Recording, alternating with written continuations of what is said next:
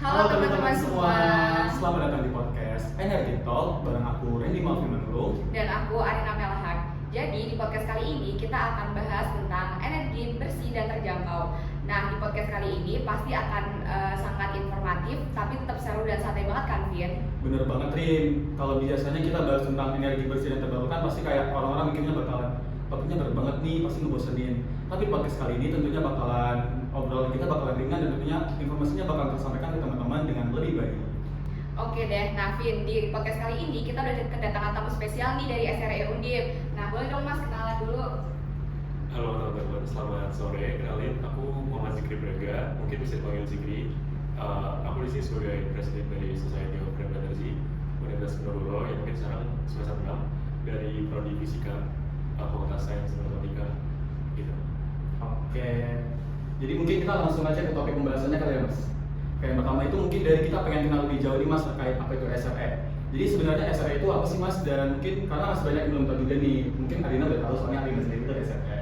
Mungkin bisa dijelasin lebih jauh nih Mas? Oke, mungkin menjelaskan terkait dengan SRE ya. Mungkin teman-teman bisa paham dari singkatan SRE, dari Society of Renewable Energy. Jadi emang kita merupakan salah satu NGO komunitas atau organisasi yang fokusnya itu terkait dengan renewable energy. Dan yang dibahas dalam SRE juga sebenarnya bukan hal teknis ya, mungkin kalian mikirnya terkait dengan teknis, tapi saya itu tentang bisnis terkait dengan polisinya di mana dan sebagainya. Jadi dua aspek teknis gitu. Dan juga mungkin karena kita skalanya Undip, jadi kita mendevelop mahasiswa Undip yang masuk ke SRE. Oh jadi fokusnya tuh kayak kita terbarukan gitu ya Mas? Kayak mungkin solar panel, ada hydro atau angin gitu. Ya benar, jadi kita fokusnya kayak EBT dan mungkin yang kita lakuin mungkin dari internal development. Mungkin dari kita mengenalkan tentang EBT, terus kita mungkin terkait dengan edukasi juga kepada mahasiswa Undip, lalu kita juga melakukan program sosial terkait dengan renewable energy seperti itu. Oke, pas banget nih kayaknya. Karena di podcast kali ini kita bakal bahas terkait energi bersih yang tentunya relevan banget sama kondisi sekarang ini nih. Nah mungkin dari Mas sendiri bisa minta tolong dijelasin juga ya Mas terkait sebenarnya apa sih energi bersih dan apa bedanya energi bersih itu sama energi baru gitu Mas. Oke, apa bedanya energi bersih sama energi terbarukan ya mungkin ya. Jadi sebenarnya energi bersih kan mungkin dari katanya aja kan energi bersih, otomatis energi yang mengacu pada yang tidak ada output terkait dengan karbon ataupun emisi lainnya. Nah, salah satunya mungkin energi bersih itu adalah energi terbarukan. Dan energi baru dan juga terbarukan itu berbeda. Kalau misalnya kita berbicara terkait dengan energi baru, itu merupakan energi lama yang terjadi proses seperti ada inovasi baru, seperti misalnya batu bara terjadi proses gasifikasi sehingga batu bara tersebut itu rendah karbon, ataupun misalnya seperti PLTN itu merupakan salah satu contoh dari mobil listrik energi baru. Lalu untuk sektor terbarukan sendiri merupakan sektor yang mungkin masih awam, masih baru inovasinya, misalnya kayak PLTS, PLTA, dan juga mungkin kayak PLT air, angin, dan sebagainya seperti itu yang tidak masuk terus. Oke, jadi kalau di Indonesia sendiri gimana sih Mas? Apakah energi bersih itu udah mulai digunakan atau masih kayak terbatas itu?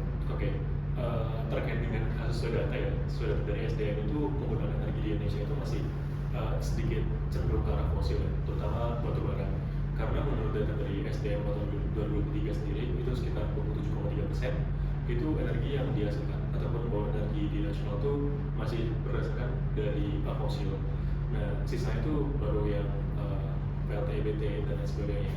Dan itu juga salah satu dari cara semakin ahli terkait dengan bagaimana transformasi terkait dengan transisi energi ini. Karena kita tahu ya bahwasanya fosil ini kan menghasilkan emisi.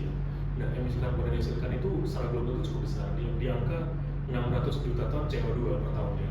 Kalau bisa kita compare dengan berat ganja, yang satu ekor gajahnya 4 ton, itu untuk bisa mencapai 600 juta ton itu sekitar 100 juta gajah per tahunnya yang terombang ambing di angkasa seperti itu. Dan kita nggak bisa bayangkan hal tersebut per tahun cukup besar, sangat besar sekali seperti itu sih. Mungkin itu untuk Berarti udah ada pembagian yang jelas ya Mas antara mana sih energi yang bersih dan mana yang energi kotor.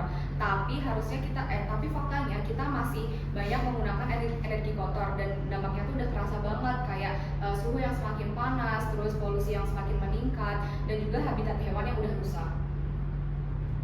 Oke, dan yang bikin heran lagi nih Mas kayaknya di tengah kondisi yang udah seperti ini terkait energi kayak penggunaan energi fosil nih kayak yang udah Mas jelasin tadi.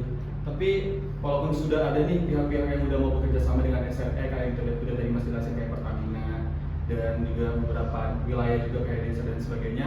tapi pemerintah saat ini masih terkesan kayak kurang mendukung lah dalam transisi energi. Kira-kira dari pandangan Mas sendiri, kira-kira itu kenapa ya Mas? Oke, oke, terkait dengan pemerintah ya ataupun transformasi menuju transisi energi. Sebenarnya kalau misalnya kalian tahu, salah satu capaian ataupun salah satu target dari pemerintah sendiri itu di tahun 2025 ini adalah 25% energi mix Indonesia itu berasal dari EBT. Tapi sayangnya sampai dengan tahun ini itu masih kurang lebih sekitar 19% kalau nggak salah. Jadi pemerintah itu tidak bisa menyesuaikan dengan target awalnya. Dimana tadi ya target awalnya 20%, tapi nyatanya pada tahun ini baru 19%.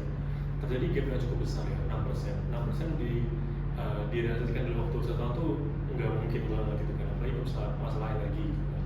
Sebenarnya masalahnya adalah ya balik lagi sih, mungkin gejolak politik global, terus terkait dengan politik dari nasional sendiri, terus mungkin dari kurangnya kolaborasi antara pemerintah yang merumuskan terkait dengan target dan juga mungkin dari pemerintah daerah yang melakukan implementasi terkait energi terbarukan ini masih sedikit ada gapnya seperti itu.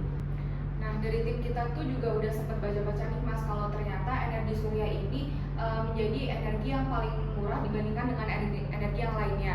Nah, itu kan berarti sangat memungkinkan dong untuk transisi ke energi bersih. Tapi kenapa masih lambat ya? Kenapa sih? Mungkin dari pertanyaan dari Anda terkait kenapa sih PLTS masih belum bisa diaplikasikan lebih masif gitu ya. Kalau misalnya itu berbicara terkait dengan RPTL dari PLN sendiri sih, karena itu bakal bersinggungan terkait dengan ekspor impor dan listrik, karena akhir 5 tahun ini itu sering banget berubah terkait dengan peraturan itu gitu kan. Dan PLN satu-satunya perusahaan yang bisa mengeluarkan kebijakan. Nah, di RPTL itu mengatur terkait dengan impor dan ekspor.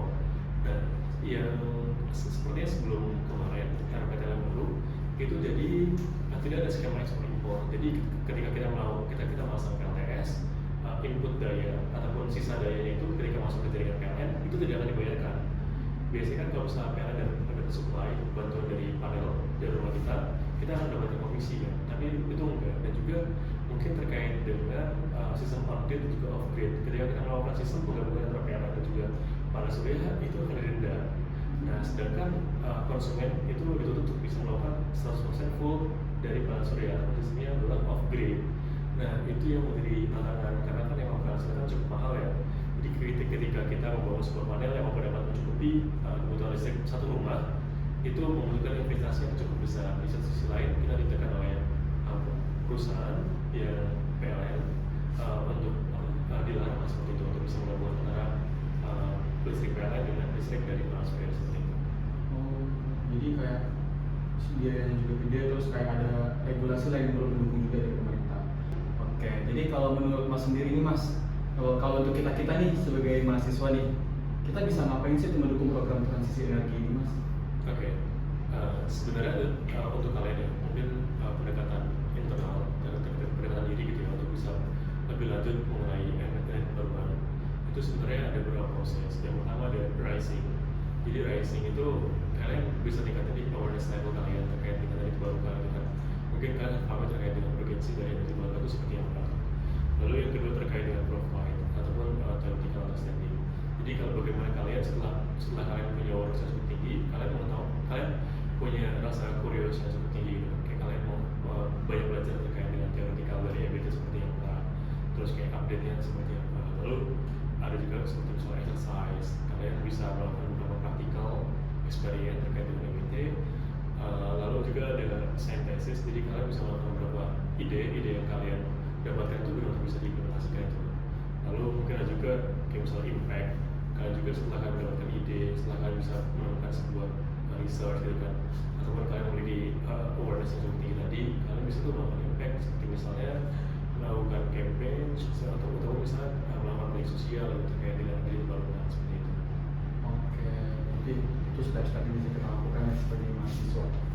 Oke Mas, mungkin kalau terkait pembicaraan kita di sore hari ini udah benar-benar insightful banget lah, kayak ngebuka pintu-pintu pikiran yang baru lah dari kita. Nah, nggak terasa nih guys, kita udah podcast lama banget kan. Nah, terima kasih buat Mas Zikri karena telah menyempatkan waktu untuk hadir di tempat ini di tengah kesibukan yang padat banget kan Mas. Makasih banyak. Oke, terima kasih juga kepada seluruh pendengar yang udah ngedengerin podcast kita pada sore hari ini. Sampai ketemu di episode selanjutnya guys. Dadah.